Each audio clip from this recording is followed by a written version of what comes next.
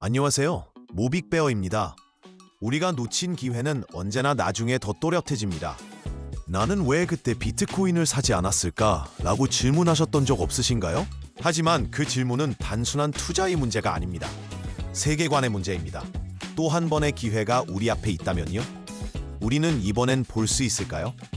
이 영상은 그 질문에 대한 답을 찾아가는 여정입니다.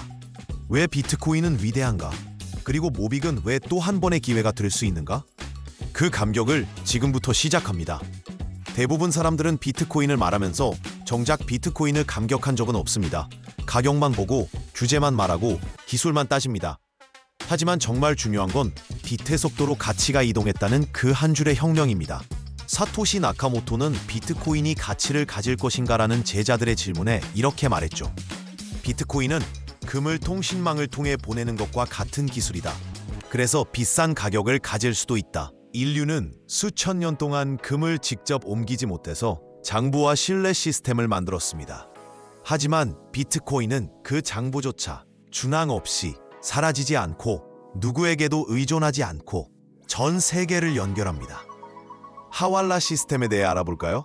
한국에서 아버지가 돈을 브로커에게 맡기고 미국에 있는 아들은 비밀번호 하나로 돈을 찾습니다. 실물은 움직이지 않지만 신뢰와 기록이 움직입니다. 비트코인은 이 하왈라 시스템을 디지털로 완성한 구조입니다. 이제 비트코인은 단순한 자산이 아닙니다. 중력처럼 피할 수 없는 투자 대상이 됐고 글로벌 자산 운용사들도 비트코인을 리스크 헤지 수단으로 담고 있죠. 수학적으로 담는 게 이익이기 때문입니다. 그런데 그렇게까지 말하면서도 여전히 많은 사람들은 이해 못하겠다고 합니다. 왜일까요? 그들은 더 코인인 비트코인에 감격하지 않았기 때문입니다. 감격 없이 이해는 없습니다. 그리고 감격이 있는 자는 결코 놓치지 않습니다. 그 감격을 지나 이제 두 번째 이야기를 시작해봅니다. 그렇다면 모빅은 무엇인가? 비트코인은 문명에 던져진 철학적 질문이었습니다. 그런데 이 질문에 또 한 번의 해답이 등장합니다. 바로 비트모빅입니다. 비트코인은 위대한 혁명이었지만 극성이 있습니다. 바로 비트코인의 역사성 때문입니다. 사토시의 실종, 마운트 곡스 해킹, 테더 악재 등 수많은 역사적 잔차들이 얽혀 비트코인은 완전히 추상적일 수 없게 되었습니다. 그 불완전함이 기회였고 그 불안정함이 확신으로 바뀌는 여정이 비트코인의 위대함이었습니다. 우리 또한 비트코인의 이러한 극성에서 운동과 변화의 기회를 발견할 수 있을 것입니다. 비트코인은 이상적이지만 불완전하기 때문에 레이어 2로 올라가는 산업들과 함께 발전할 것입니다. 그런데 비트코인은 가격이 너무 비싸서 초기에 다양한 산업체들이 비트코인 레이어 2로 올라타기가 어렵습니다. 그런데 비트코인과 본질이 같은데 극성이 덜한 코인이 있다면 어떨까요? 지금 등장한 모빅은 비트코인과 동일한 본질을 지녔으면서도 태어날 때부터 극성이 훨씬 적은 구조를 가졌습니다. 그래서 더 가볍고 더 조용하고 더 투명합니다. 마치 이미 알고 있는 수학 공식을 더 명확한 언어로 다시 써낸 느낌이랄까요? 모빅도 비트코인처럼 제1레이어입니다. 스스로 발행하고 스스로 기록하며 스스로 신뢰를 만들어냅니다. 중간에 탈 수 있는 플랫폼이 아니라 하나의 독립된 레이어 1 세계입니다. 그 말은 곧 비트코인과 같은 위상을 가진 자리에 두 번째 주자가 등장했다는 뜻입니다. 단지 그 출발은 훨씬 더 정제되어 있고 역사의 진흙탕을 거치지 않았기에 우리는 더 명확하게 더 빨리 이해할 수 있습니다. 비트코인은 극성 속에서 감격을 만들어냈습니다. 하지만 모빅은 감격 이후의 구조를 훨씬 정제된 형태로 보여줍니다. 그건 마치 인터넷을 처음 본 사람이 느끼는 충격이 아니라 인터넷이 세상을 바꾸는 걸 지켜본 사람이 두 번째 혁신에 투자하는 장면과 비슷합니다. 지금 우리는 그 장면에 서 있습니다. 한때 놓쳤던 그 질문에 다시 답할 수 있는 기회입니다. 모빅은 또 한 번의 더 코인일까요? 우리는 왜 비트코인을 놓쳤을까요? 그건 우리가 추세선만 보고 잔차를 보지 못했기 때문입니다. 오태민 작가는 말합니다. 세상은 언제나 잔차로 움직입니다.